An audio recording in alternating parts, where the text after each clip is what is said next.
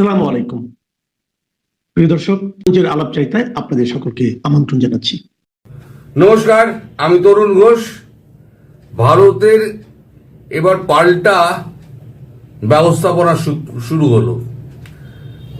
আমেরিকার সৈন্য এসছে চট্টগ্রামে। তারা এসে হোটেলে উঠেছে, সেটা আপনারা সবাই জানেন। আমি একটা খবর করেছিলাম ছোট করে। এখন ভারত খবর পেয়েছে, আগে থেকেই নজর রাখছিল, ভারত এখন খবর পেয়েছে যে এরা এডি সিস্টেম বসাতে আসেনি, এরা এসছে থার্মাল ইমেজ সিস্টেম বসাতে।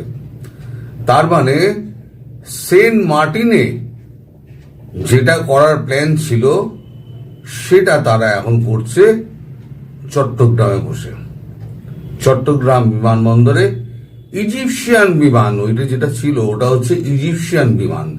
এই ইজিপশিয়ান বিমানটি কিন্তু বোরন নিয়ে এসেছিল।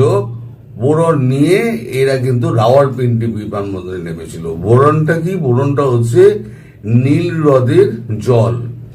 এই নীল নদের জল যেটা, সেটা দিয়ে ওই আপনার যে রেডিয়েশনটা হয় না, যখন ওই নূর খান এয়ারবেসে যখন বেড়েছিল সে সময় যে পরমাণু যেগুলো আপনার নিউট্রন আর প্রোটনগুলো আলাদা আলাদা করা ছিল, সেখানে সংঘাতে সেখানে রেডিয়েশন লিক করেছিল। রেডিয়েশন লিক করাতে গোপনে আমেরিকা ওই বোরন ওখান থেকে নিয়ে এসেছিল। বোরন নিয়ে এসে ওইখানে ছিটিয়েছিল। তো সেই খবরটা আমরা পরে জানতে পেরেছি। পরে ইন্ডিয়ান এয়ারফোর্সই আমাদের জানিয়েছে যে এইটা বোরন আনতে গেছিল। এখন সেই বিমানটায় করে, মানে সেই বিমানটা মানে কি, ইজিপশিয়ান একটি বিমানে করে 165 জন, বলা হচ্ছে 120, 100 বলা হচ্ছে, কিন্তু আসলে এসছে আমাদের গোয়েন্দা হিসেব অনুযায়ী 165 জনের একটি দল এসে তারা এখানে বসে সমস্ত, প্রথমে আমার মনে করেছিলাম মেডি সিস্টেম লাগাতে এসছে, এখন দেখলাম মেডি সিস্টেম নয়, এটা হচ্ছে thermal imaging system. Thermal imaging system হচ্ছে আপনার যত এই মায়ানমার আছে, চীন আছে, বঙ্গোপসাগর আছে, ভারত আছে, বাংলাদেশ আছে, চতুর্দিকে স্যাটেলাইট মারফত নজরদারি করবে। নজরদারিটা হবে কোথা থেকে? নজরদারিটা হবে আমেরিকার মধ্যে বসে। ইমেজিং সিস্টেমটা এখান থেকে চলে যাবে। এই খবরটা পাওয়ার পর যখন এসছে, তখন তো 16 তারিখ 15 তারিখ আমাদের এখানে একটা মিটিং ছিল। নরেন্দ্র মোদী এসেছিলেন, এসে নরেন্দ্র মোদী কথাবার্তা বলে গিয়েছেন। তিনি সেনাপ্রধান এবং আমাদের যিনি সিডিএস আছেন তার সঙ্গে কথাবার্তা বলে গিয়েছেন। কথাবার্তা বলে তিনি গ্রিন সিগন্যাল দিয়ে গিয়েছেন যে আমাকে জিজ্ঞেস করার দরকার নেই, আমি দেশে থাকি, বিদেশে থাকি, যেখানেই থাকি, আপনাদের যা মনে হবে আপনারা তাই করবেন। দেশের সুরক্ষার জন্য আপনাদের সবকিছু করার পূর্ণ অধিকার আমি দিয়ে গেলাম। এখন তারপরে সিদ্ধান্ত হয়েছে যে আমরা পাল্টা থার্মাল ইমেজিং সিস্টেম আমরা বসাবো কোথায়?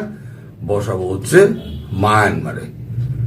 ভারতবর্ষের একটি সামরিক বিমান, ইন্ডিয়ান এয়ারফোর্সের সামরিক বিমানে 120 জন টেকনিক্যাল স্টাফ গিয়ে সমস্ত মায়ানমার ওই এলাকাটায়, কাছাকাছি সমস্ত এলাকায় এই সমস্ত থার্মাল ইমেজিং সিস্টেম বসিয়ে দেওয়া হয়েছে। তার মানে এবার বাংলাদেশে বসে এরা কি করছে না করছে, বাংলাদেশে যে কে কি করবে না করবে, সমস্তটাই কিন্তু ভারতবর্ষ নজর রাখছে। সেটা আমেরিকার সৈন্যরা হয়তো 20 তারিখে ফিরে যাবে, যা শোনা যাচ্ছে 20 তারিখে তারা ফিরে যাবে। ফিরে গেলেও পরবর্তীকালে কি হচ্ছে না হচ্ছে সেটা একটা মানে ব্যবস্থা করে রাখা হলো। এছাড়া যেটা করা হচ্ছে সেটা হচ্ছে জান্তা সরকারের সঙ্গে কথাবার্তা বলে, এবং চীনের সঙ্গেও কথা হয়েছে। চীনের সঙ্গে কথা বলেই এই ব্যবস্থাটা করা হয়েছে। চীনও সম্ভবত এখানে সৈন্য পাঠাবে, মায়ানমারের সৈন্য পাঠাবে চীন খুব শিগগিরই। মানে কবে সেটা আমি জানি না, কিন্তু পাঠানোর কথা আছে। এখন চীন যদি সৈন্য পাঠায়, চীনেরটা বুঝে নেবে, কারণ চীনের ওখানে ইনভেস্টমেন্ট রয়েছে, চীনও বুঝে নেবে। আর ভারতের ইনভেস্টমেন্ট রয়েছে, ভারতও বুঝে নেবে। এবার মানে ঘেরাটা পড়বে আপনার মায়ানমার সীমান্ত দিয়ে, এদিকে আমাদের বেঙ্গল বর্ডার আপনার এদিকে যশোর ফসর এদিক দিয়ে, আর একটা 7 সিস্টার দিয়ে। তার মানে এখন যেটা জুন্তা সরকারের সঙ্গে কথাবার্তা যেটা হচ্ছে, সেটা হচ্ছে ওখানে সমস্ত আপনার মিসাইল সিস্টেমগুলো বসানো হবে। জুন্তা সরকারের রাগ রয়েছে বাংলাদেশের উপরে, কারণ তারা কি করেছে, তারা আরাকান আর্মি, যারা বিদ্রোহী গোষ্ঠী, আরাকান আর্মিকে তোল্লা দিচ্ছে। আর তোল্লা দেওয়ার পেছনে কে রয়েছে? তোল্লা দেওয়ার পেছনে রয়েছে আমেরিকা। ফলে জুন্তা সরকারের একটা মানে রয়েছে, ইচ্ছে রয়েছে যে এইটাকে টাইট করো। বাংলাদেশ তো একটা চুরোপুটি, বাংলাদেশকে ছেড়ে দাও। আসল খেলোয়াড় হচ্ছে গিয়ে আমেরিকা, সুতরাং আমেরিকাকে মারো। সেক্ষেত্রে ভারত যদি মারে, তাহলে জুন্তা সরকার ভারতকে সাপোর্ট করবে এবং চীনকেও সাপোর্ট করবে। আমেরিকাকে যে মারবে তাকেই সাপোর্ট করবে হচ্ছে জুন্তা সরকার। এখন ওখানে তাই মিসাইল সিস্টেমগুলো বসানোর জন্য সমস্ত জায়গাগুলো দেখা হচ্ছে। এখন আমি মনে করছিলাম যে ছোটখাটোর ওপর দিয়ে বোঝা যাবে, কিন্তু এখন মনে হচ্ছে না ছোটখাটোর ওপর দিয়ে কিছু হবে। এখন কবে হবে, কি হবে না হবে এখন বলতে পারছি না, তবে অবস্থা খুব একটা সুবিধাজনক নয়। এরই মধ্যে আবার কলকাতায় এসে পৌঁছেছেন আমাদের এনএসএ অজিত দোভাল। তিনি যখন এসছেন তখন নিশ্চয়ই কোন রকম কাজেই এসছেন। তিনি এসে এখানে কার সঙ্গে দেখা করছেন, কি করছেন না করছেন সম্পূর্ণ গোপন আছে। গতকাল রাতে এসছেন, এখনো পর্যন্ত এখানে আছেন এবং বিভিন্ন জায়গায় উনি ঘোরাঘুরি করছেন, সমস্ত এজেন্সিগুলোর সঙ্গে বসছেন এবং আরো তার কি কাজকর্ম আছে এখানে গভর্নমেন্ট লেভেলে, তিনি সমস্ত কাজকর্মগুলো সেরে হয়তো আগামীকাল সকালবেলা তিনি হয়তো ফিরে যাবেন। মানে টোটাল যে অবস্থা গিয়ে দাঁড়াচ্ছে, তাতে বাংলাদেশ খুব একটা সুবিধাজনক জায়গায় নেই। আর বাংলাদেশকে প্যাচে ফেলে আমেরিকা বরাবর যা করেছে, সব দেশকে ধ্বংস করে আমেরিকা পালিয়ে গিয়েছে, বাংলাদেশটাকেও ধ্বংস করে আমেরিকা পালিয়ে যাবে। এখন ভারতের যা অবস্থা হয়েছে, ভারতের নিজের প্রতিরক্ষা সার্বভৌমত্ব যদি রাখতে হয়, টিকিয়ে রাখতে হয়, তাহলে পরে বাংলাদেশকে ভারতকে মারতেই হবে। এখন ইচ্ছে না থাকলেও এখন ভারতবর্ষের কাঁধে একটা দায়িত্ব এসে পৌঁছেছে, সার্বভৌমত্ব রক্ষা করা, অখণ্ডতা রক্ষা করার দায়িত্ব। ফলে এখন যা অবস্থা যেদিকে যাচ্ছে, তাতে এই যে ইউএস পেটানি তো খাবেই। আগে মনে করছেন ছোটখাটো পড়বে, এবার তো ব্রহ্মস পড়বেই। কারণ এডি সিস্টেম যদি লাগানো, এডি সিস্টেম না, যদি থার্মাল ইমেজিং সিস্টেমের যে সমস্ত মালপত্র লাগানো হয়েছে না, যেগুলো নূরখানেও লাগানো ছিল, সারগুদায় লাগানো ছিল, তারপর রাওয়ালপিন্ডি এয়ারবেসে লাগানো ছিল, সব নষ্ট করে দেওয়া হয়েছে। সেইগুলো নষ্ট করার জন্য একবার কিলোমিটারের পর কিলোমিটার একবার ধ্বংস করে দেবে, সেটা হচ্ছে ব্রহ্মস। 2-4টে পড়বেই।